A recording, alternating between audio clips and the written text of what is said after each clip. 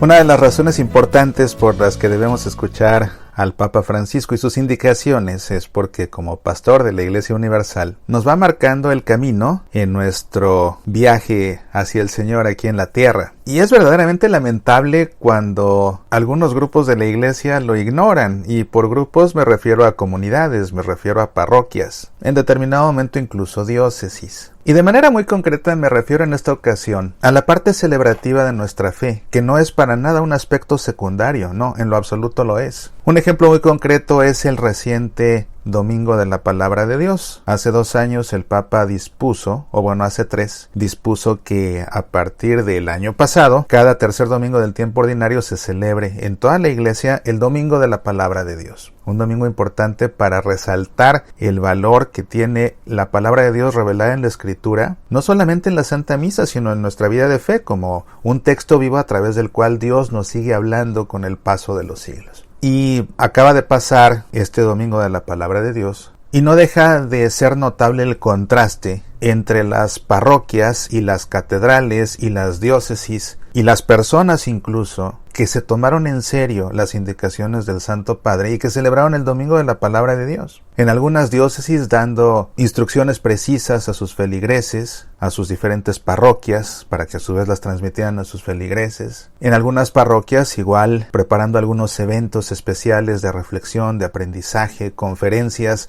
en torno a la Palabra de Dios. Personas que si en su parroquia hicieron caso omiso, ellas se dieron a la tarea de dedicar ese día a la reflexión, al aprendizaje de la Palabra de Dios. Y eso contrastado con quienes no, con las diócesis que hicieron caso omiso, por segunda vez, con las parroquias que hicieron caso omiso, por segunda vez, y bueno, en una parroquia si se hace caso omiso, eso es responsabilidad principalmente del párroco. Y bueno, de ahí viene la consecuencia de que haya también muchos fieles a los que el Domingo de la Palabra de Dios ni les fue, ni les vino, porque ni siquiera sabían que se celebraba un Domingo de la Palabra de Dios. Y lógicamente, si no se les informa en su parroquia, la mayoría no se van a enterar nunca, jamás. Y la cuestión está en que los que sí lo hicieron, realmente le supieron sacar provecho, y ninguno de los que sí lo hicieron puede negar la riqueza de haber puesto atención en la Palabra de Dios de una manera tan especial en ese domingo. Y los que no lo hicieron, pues no saben de lo que se perdieron. Y esa es la cuestión, que no hacerle caso al Papa implica perderse de mucho.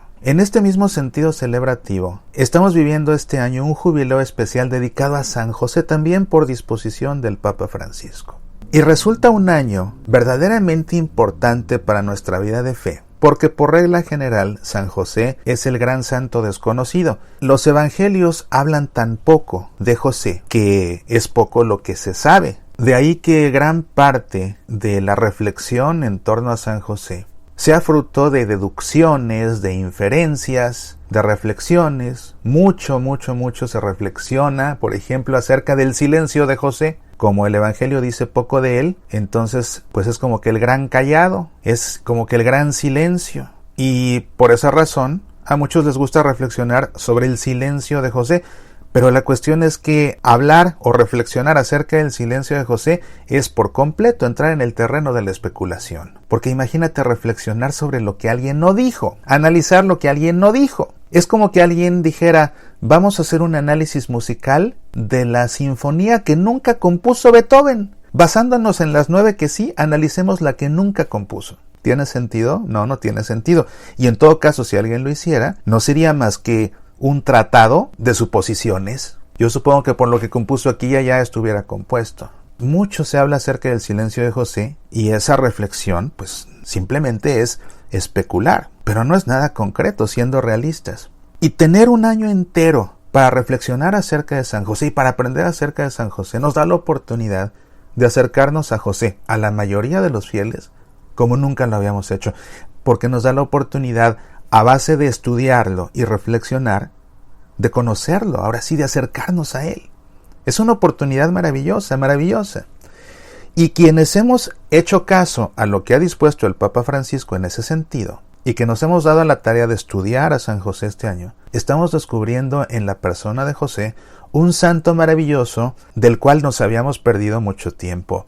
Tenemos que ser conscientes, ser honestos, reconocer, todo el mundo tiene sus devociones, todo el mundo tiene sus santos favoritos, y José no necesariamente es el favorito de muchos. Sí que lo es de muchos, indudablemente que sí. Simplemente pensemos en todas las órdenes sacerdotales y las congregaciones religiosas josefinas que hay en el mundo. Y hay muchos devotos de San José, y hay muchos que sacan gran parte de su mística, de su espiritualidad, a través de José. Pensemos, por ejemplo, en el Opus Dei, que tanto habla de la santificación a través del ejercicio del trabajo y que mucho basan precisamente en la espiritualidad de José como artesano, trabajando para sostener a la Sagrada Familia. Pero para un grandísimo número de católicos, José hasta ahora ha sido un gran desconocido. Y esto nos está dando la oportunidad de acercarnos, de descubrir, de fascinarnos, de aprender de José. Y no de aprender acerca de José, sino de aprender de él.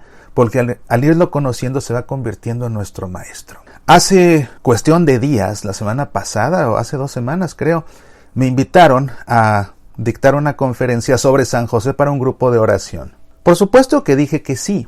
Y siendo honesto, yo ni siquiera sabía de qué iba a hablar porque San José no es mi especialidad. Pero acepté la invitación porque eso me daba la oportunidad de entrar con las manos llenas a este mundo que es San José.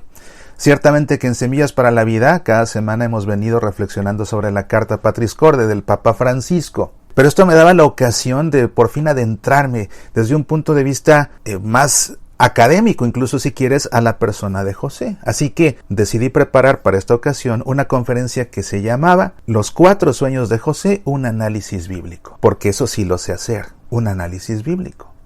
Entonces, en una semana me dediqué todas las noches a desarrollar un análisis exegético de los 4 sueños de José, analizándolos desde el punto de vista narrativo, para identificar las estructuras con las que estaba compuesto cada uno de los sueños, después comparar y contrastar los sueños entre ellos para ver si encontraba ciertas similitudes, identificar patrones a través de los cuales el evangelista quisiera comunicar algo. ¿No sabes qué ejercicio tan fascinante y tan enriquecedor fue? Porque aprendí de José como nunca en la vida a través de hacer un exhaustivo análisis bíblico de los 4 sueños de José. Y anoche, presentando esta conferencia para un grupo fascinante de oración que unas amigas armaron a través de Zoom y que se han ido sumando personas de otros países, era un auditorio internacional el que tenía, fue una experiencia muy bonita.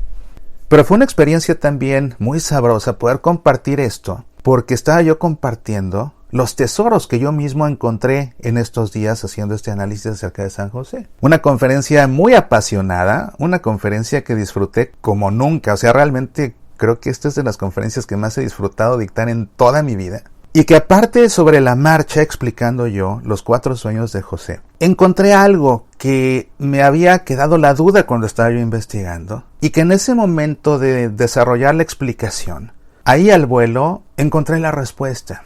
Me intrigaba porque cuando el ángel le comunica a José que ha muerto Herodes y que regrese, me llamaba la atención porque cuando va de regreso José con la Sagrada Familia, uno pensaría que de Egipto volverían a Nazaret, que era donde vivían originalmente María y José. Pero cuando van de regreso, José tiene un 4º sueño en el que el ángel le advierte que Arquelao, el hijo de Herodes, está gobernando en Judea. Esto, dice el Evangelio, hace que José se llene de miedo y prefiere ya no ir a Judea, sino irse hasta Galilea, a Nazaret. Lo que significa entonces que cuando venía de vuelta José no iba decidido a regresar a Nazaret, donde había vivido con la Virgen antes de que naciera el niño en Belén, sino que iba decidido más bien a establecerse en Belén y que tuvo que cambiar de planes por el sueño que tuvo. Y yo me quedaba con la duda, ¿a qué se debe entonces que no quisiera regresar o que no planeara regresar a Nazaret originalmente, sino que planeara ir a establecerse a Belén?